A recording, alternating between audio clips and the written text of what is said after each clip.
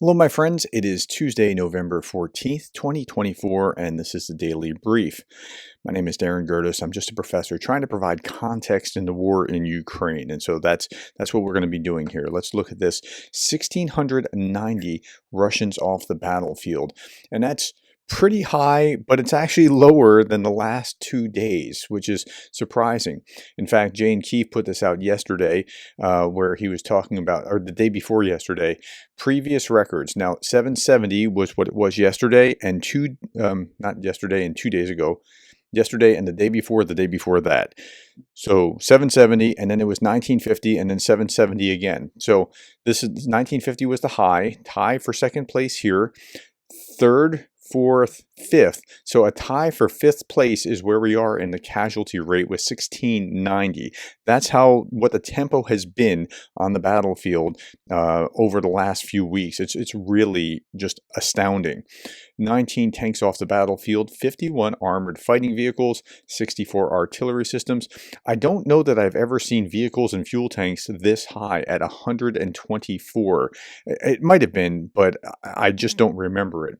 Okay, so that's what it's like on the battlefield. It's to the point that Andrew Perpetua has said this. He's the guy that tabulates how many losses are of vehicles and tanks and things along those lines. He does the videos. The past 2 days are stupid, and I hate it. Please stop drowning me in work. We're getting like 550 to 600 video clips per day, and then all of a sudden it's now apparently 1,000 per day. Geolocating this much is insanity. And what's sad is so much can be located. Probably 1,400 of these data points could be geolocated, but we can only do like 200 or something ourselves. Like, he's got a lot of work cut out for him. So the tempo has just been sky high. Meanwhile, last night, Ukrainian Air Force reported a drone attack overnight, as they always do. All 59 Shahed drones were were taken down by air defense and electronic warfare. So one way or another, they were shot down. That's good. So I'm not going to have horrific pictures of cruise missiles, or actually ballistic missiles are the ones that really get through, hitting an apartment complex or anything like that. We can go right over to talk about what was going on the front lines. We're going to start with Michael McKay, and Michael McKay is a PhD from the London School of Economics, veteran of, I'm showing this to you because I've talked about him before and I want to introduce him properly. Veteran of Ukraine's Democratic and Civil Society Renaissance, election observer, chronicler of Muscovy's War from Upper Canada. He's done great work here, but he's very useful for showing where the trends are on the battlefield. I'm no battlefield analysis guy. So here he says the United States protects Russian T on their bases in the Russian Federation, helping them attack Ukraine. Yesterday, the Russians launched 100 airstrikes from the Biden sanctuaries and dropped 179 guided aerial bombs. That's in one day. And on this map, you can see all the places that were hit, right? And so some of these places are the usual suspects, and we'll look at that in just a moment. Kharkiv direction, Zaporizhzhia region, Ukrainian defenders stopped 3 attacks by the Russians.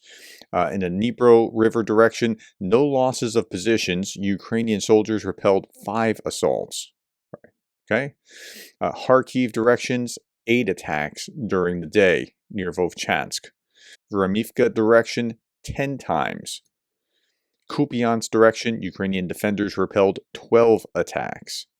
Pokrovsk direction, Ukrainian defenders repelled 36 attacks. Okay, this is really the crown jewel that they're going for right now. It's Pokrovsk, and they're working it, trying to get closer and closer to Pokrovsk. 40 combat engagements in the Kharkiv direction, and if they get Kharkiv, it's that much easier to get to Pokrovsk. So you see that in some places there's a lot of action, in some places very little, but we now know where on the battlefield to look. It's Pokrovsk and Kharkiv.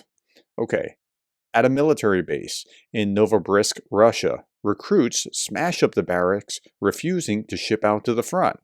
Well, there's a reason that they're doing this. They know that they're going to be used in meat wave assaults, and their lives are expendable, and they're rebelling as human beings do in such circumstances. So Okay, now I saw this and I thought we probably ought to talk about it. Igor Shushko posted this. No surprise, Kyiv will develop a nuclear bomb in a matter of months if the West abandons Ukraine in her defense against the Russian fascists. Okay, so this is from a headline, I think it was the Times, Zelensky's nuclear option, Ukraine months away from the bomb. Now, I don't know that this is actually going to happen like the prediction is, but it is exactly what authoritarians around the world are learning as the lesson from the war in Ukraine. Because as the NATO general said yesterday, if Russia didn't have nukes, we would have already been in Ukraine driving them out. So the lesson is get nukes and you can do what you want. Now, I don't know that this is going to happen, but Jane Kyiv was also saying Ukraine was the science and intellectual center of the USSR, so nukes only make sense. NATO would be a moron not to want Ukraine in it. That's right. But here, Oliver Carroll, and I have to introduce him as well. He's a foreign correspondent for The Economist covering Ukraine. He says, I'm reliably told that talk of Ukraine developing nukes, as per the Times article, is nonsense. Blah, blah, blah, was the response of high-placed official I spoke to. And that's kind of good, because if Ukraine did develop nuclear weapons in order to push the Russians out, instead of get support from the West to conventionally push them out, then that lesson to authoritarians would be that much greater, that get nukes at all costs, do anything you can to get nuclear weapons. Now, I want Ukraine to prevail. I want the West to provide the weapons that they need. I would prefer not to see them do it by creating a new nuclear arms race. Now, this little bit of commentary is spot on. If Ukraine does not win the war, Russians will mobilize Ukrainians to fight the West.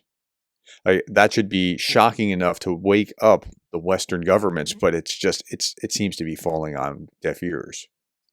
Okay, Blue Sky and Twitter.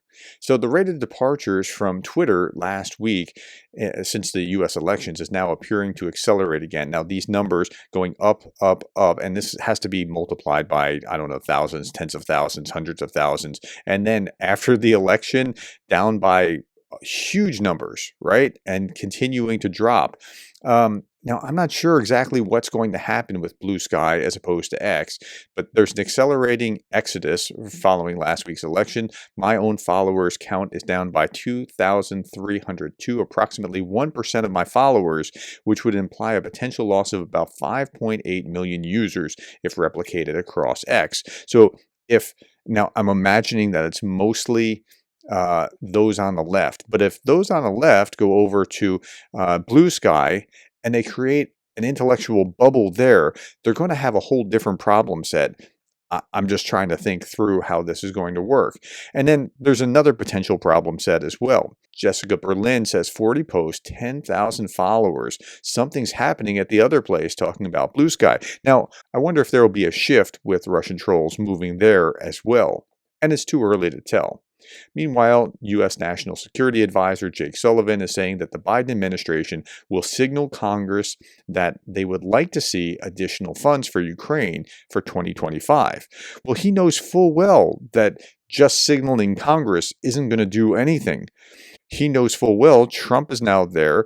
Mike Johnson's not going to introduce legislation before Biden leaves if Trump doesn't want that to happen. So this is just political posturing and more of the same, like saying we're really trying to support Ukraine when they're really not. And to Jake Sullivan's credit, he's been wildly successful at doing the one thing that he's really interested in, is preventing nuclear or a broader war with Russia during his administration.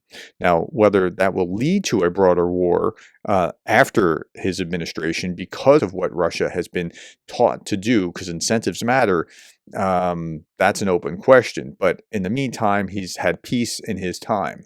Now, there's a restrained optimism, according to Ukraine's Ministry of Foreign Affairs, on the U.S. approval of strikes for Russia. This was after the U.S. Secretary of Statements, Antony Blinken, came to Kyiv and was talking about the approval for long-range strikes by the Ukrainian armed forces on Russian territory.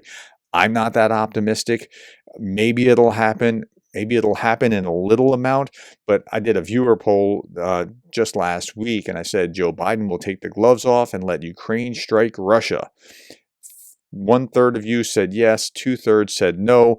If they do, and I'm not even sure that they will, but let's say that they do, I think it'll be a fairly limited, muted, you can strike here, here, here, and here, but nowhere else if they do.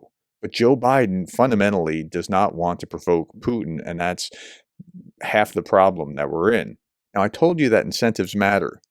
After the elimination of Russia's Black Sea Fleet's missile ship chief in Crimea, reports indicate that other senior officers and their families have moved to Novorossiysk. Quote, some of the leadership and their families have already relocated, and both the fleet and personnel are now effectively stationed in Novorossiysk, Navy spokesperson Dmytro Plentychuk said.